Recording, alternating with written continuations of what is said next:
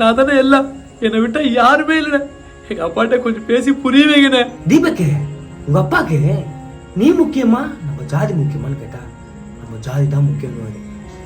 உங்க அப்பா உன்னை சாவல அடிக்க சொல்ல, சாவுக்கு மேல பெருசா தண்டனை கூட சொன்ன. அண்ணே, எங்க அப்பா தானே எனக்கு உசுரு. அவராண்ணா எப்படி சொன்னாரு? முருகா, பெரியவருக்கு போன் பண்றா. போன் பண்றேன்.